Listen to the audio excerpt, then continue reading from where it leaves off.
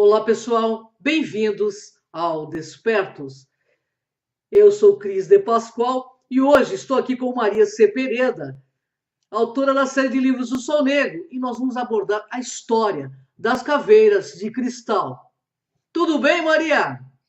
Olá, Cris. Olá, pessoal, novamente na nossa dobradinha de programas espertos. Então, vamos lá. Hoje o assunto é muito legal, é sobre as caveiras de cristal. Então, é com você, Cris. Maria, fale-nos sobre as chamadas caveiras de cristal encontradas no centro e sul das Américas. Então, vamos lá. As caveiras de cristal, elas são muito mais antigas do que foi considerado e elas não pertencem às culturas atribuídas nos locais onde elas foram encontradas, como, por exemplo, a cultura maia, entre outros, né? Algumas foram criadas as verdadeiras, tá? Tem falsas, tem tudo isso aí. Não, mas estou falando das verdadeiras caveiras de cristal.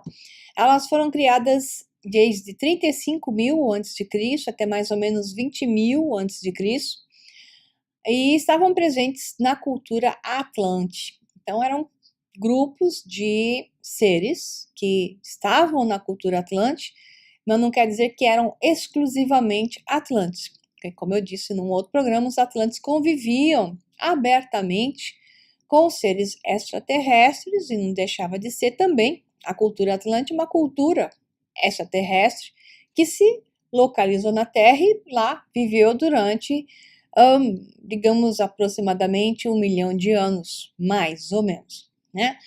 Assim, algumas dessas caveiras de cristal foram transportadas para várias localidades do planeta e espalhadas sempre ao redor daquela porção central da Atlântida, que na data em que eu acabei de falar, 35.000 anos, embora algumas sejam mais antigas do que isso, mas isso é uma média, né?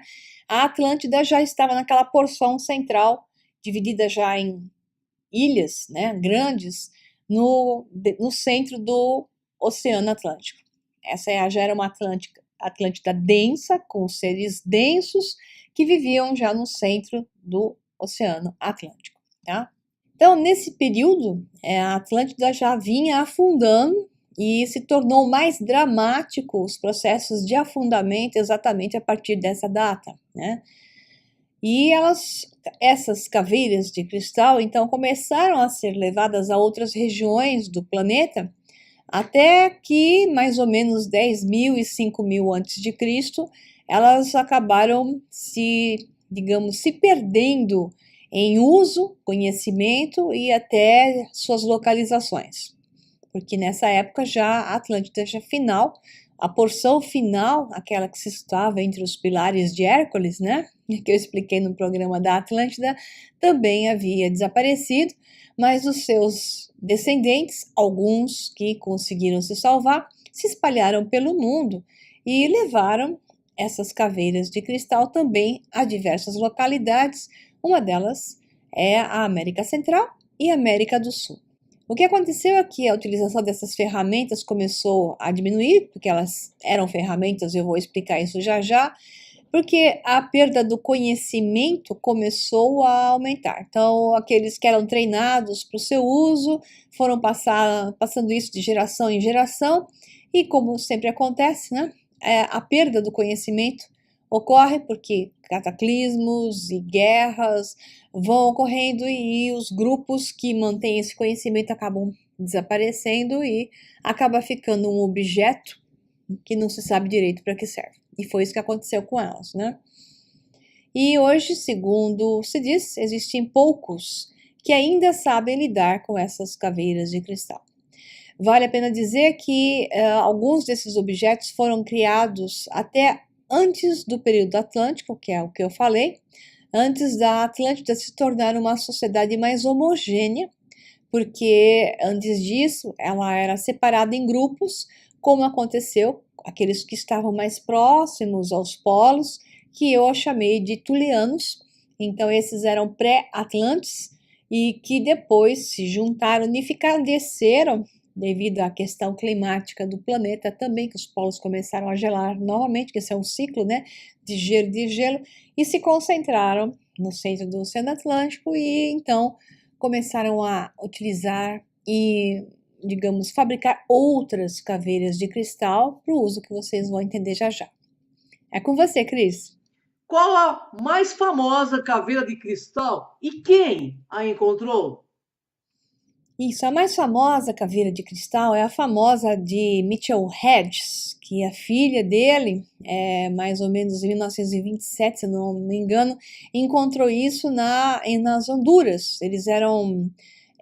Ela acompanhava o pai, né? Mas o pai era uma espécie de Indiana Jones, do perfil não arqueólogo, não antropólogo, não nada. Ele era mais parecido com o que é um saqueador, como era o padrão da época. Eles iam saqueando e buscando as coisas para ganhar dinheiro.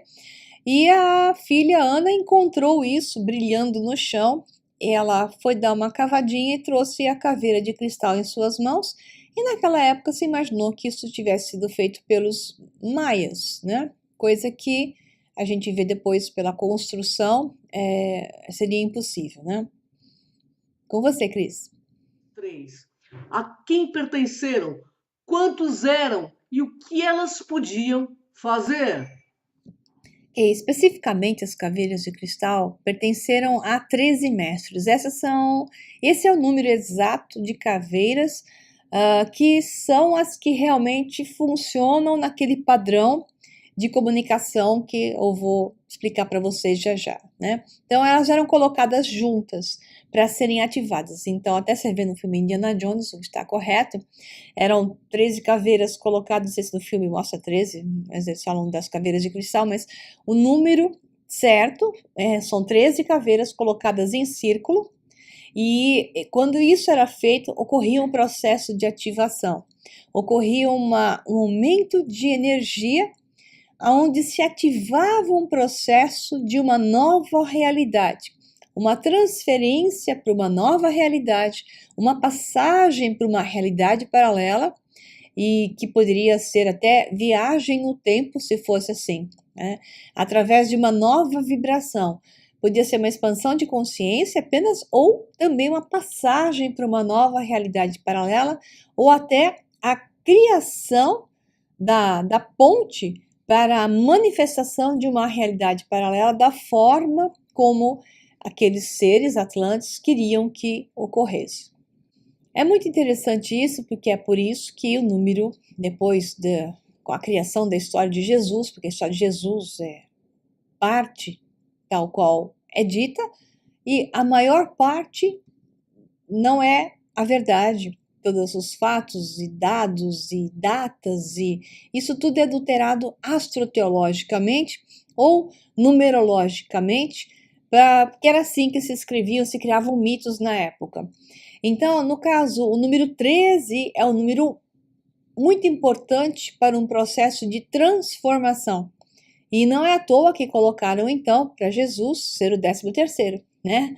Então, o 13º com 12 apóstolos. O 13 é um número mágico, é um número transformacional. Até por conta disso, os Illuminatis, quando surgiram, que eram os pitagóricos, os Illuminatis de Pitágoras, falavam em 10 como o número de Deus, o número da criação, o número principal, por causa da importância do 10, do 0 e do 9 na matemática pitagórica, mas depois, já em 1748 a 1830, que foi a data de nascimento e morte de Adam Weishaupt, que criou os Illuminatis da Baviera, discutíveis a partir do meu ponto de vista, daí que surge a distorção da visão iluminista de Pitágoras, que era perfeita, para uma visão de Illuminatis que depois se distorceu mais ainda e virou essa coisa que se fala hoje em dia, né, que ficou totalmente manipulada, distorcida e saiu da sua origem, que era uma origem iluminista.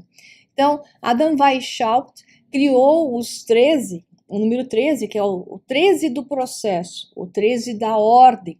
Então, são 13 graus para atingir O topo da pirâmide é estar ciente, consciente de tudo e do todo, ser um ser mais capaz e hábil e por aí vai, iluminado. O que importa aqui é que a utilização do número 13 vem sempre no subconsciente humano, na ressonância de massa, sempre porque isso remonta à origem da importância dos 13 cavaleiros, que não tinham seus cavalos, é maneira de dizer, desses 13 seres que carregavam sua caveira de cristal e atuavam dessa forma, criando uma realidade melhor, ajudando a manifestar. Segundo Bashar, eles eram orientadores da humanidade e o foco deles era 100% positivo. Ok, né? Tem um fato curioso aqui para vocês, que é essa caveirinha de cristal pequenininha, que é a imitação da caveira de cristal de Mitchell Hedges, né? E que esteve na mão de muitos cientistas e grupos, né, até da área de computação, como é o caso da Hewlett Packard, HP, estudando a caveira de cristal de Mitchell Hedges.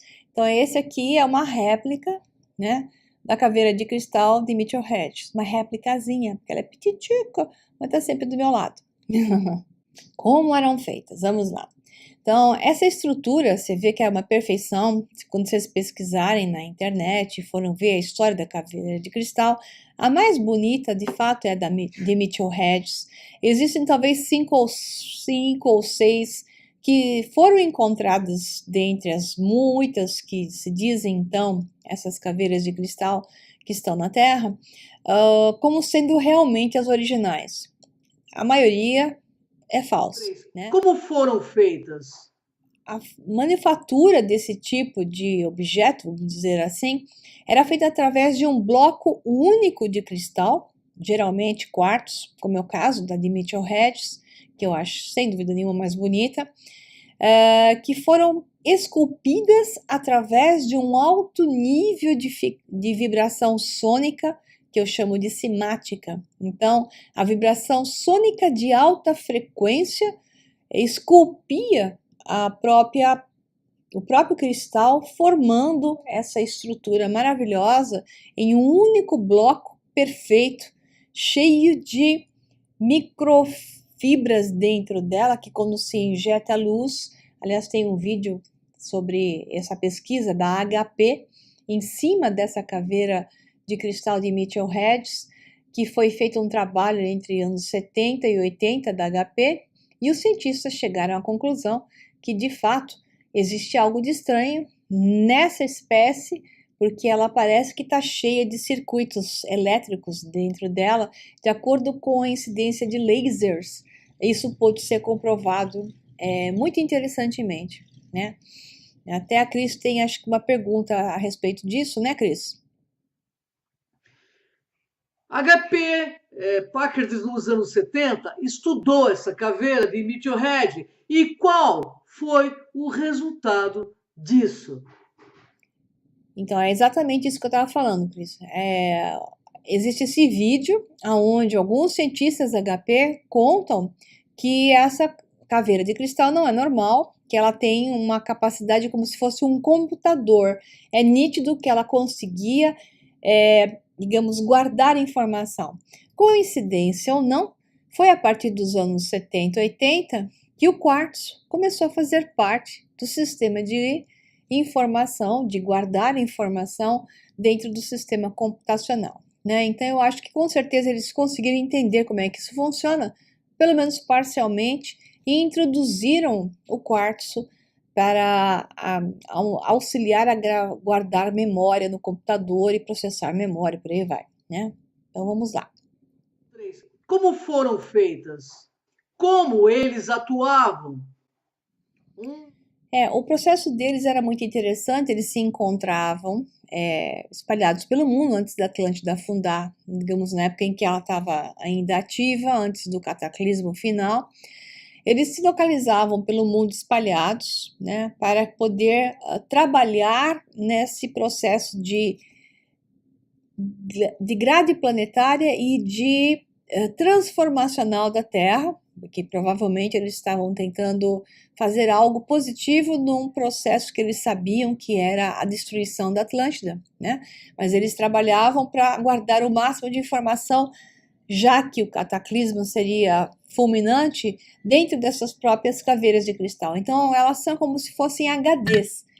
Existe muita informação nelas. Imagina então que biblioteca fantástica está inserido nelas, caso elas pudessem ser reencontradas, realocadas juntas e essa informação pudesse ser retirada, né? Então eles se encontravam em processos até alterados de consciência para poder ativá-las e conversar um com os outros e passar informação de um para os outros. Elas eram supercomputadores.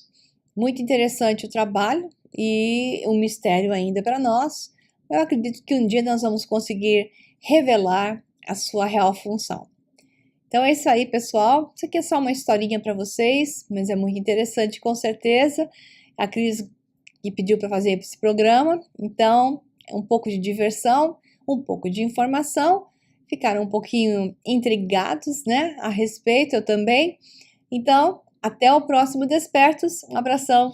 Tchau, tchau. Bem, pessoal, o programa é maravilhoso, mas vamos ficando por aqui. Gratidão, Maria, por nos brindar com tanto conhecimento. Mas, pessoal, fica ligado. A vida é um enigma profundo que só consegue compreender quem estiver sonhando, acordado, ou seja, desperto. Em tudo há enigmas, mas no espírito e na mente humana se escondem os maiores segredos do universo. Gratidão, pessoal. Até o próximo Desperto.